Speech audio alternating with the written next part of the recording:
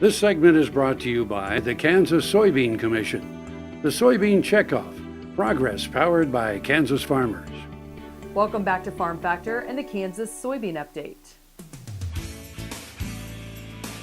This is the Kansas Soybean Update. It's brought to you by the Kansas Soybean Commission. The Soybean CheckOff, progress powered by Kansas farmers. Rob Shaffer, an Illinois soybean producer, serves as an American Soybean Association director, joins us. And Rob, everyone's still waiting for a new farm bill, but it's also affected several programs because of the expiration of the current farm bill that affect the soybean industry. The farm bill technically expired on September 30th of 18. So currently we're sitting in limbo, kind of like back in 14. We would like passage. We're trying to get a passage of the farm bill that passed both the House and Senate, hopefully in the lame duck session after the election. The good news is right now it's still in conference, so the staffers are working there between both the Senate and the House, trying to work out some compromises between the two bills and make it one bill. Funding-wise, it really affects a couple of programs, the Foreign Market Development and the Market Access Program funding for each of those. Both the Foreign Market Development and the MAP program, those are funds that are used for trade promotion and trade authority as far as sending farmers over to Europe or to Indonesia, India, trying to build markets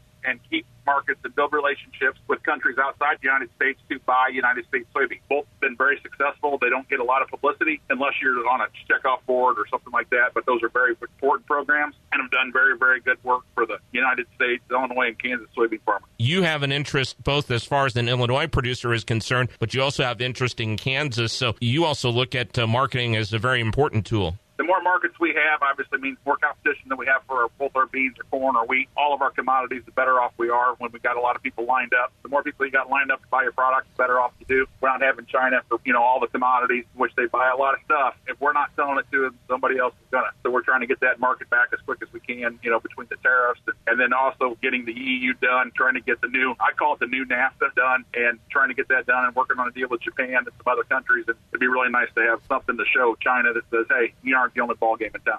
They keep saying be patient. That's not easy to do for that soybean producer. No, it's not. We were kind of hoping we'd have something in place by harvest. Obviously, we don't have that. That's how we got what we call the Trump deal, where the 82.5 cents first go around here on beans, and then hopefully in December another 82.5 cents. We'll have to just see how that plays out. But like I said, we're trying to get as many trade deals in place as we can. It's still, we've lost, $2 a bushel, plus on, at least in Illinois, we've lost $2 a bushel on beans, kind of making things a little tight for not so much 18, but it's definitely going to make it really tight for 19. Rob Shaffer, an Illinois soybean producer who serves as an American Soybean Association director, joins us on the Kansas Soybean Update. It's brought to you by the Kansas Soybean Commission. The Soybean CheckOff, progress powered by Kansas farmers. Learn more at kansassoybeans.org. For Kansas Soybeans, I'm Greg Akagi.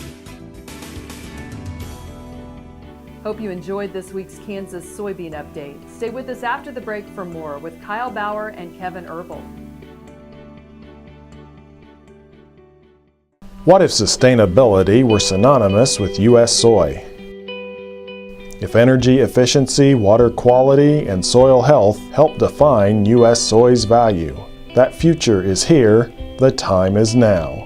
To meet end-user demands, the Soybean CheckOff is committing to sustainability that's achievable, worthwhile, and enduring. A message from the Kansas Soybean Commission, the Soybean CheckOff, progress powered by Kansas farmers.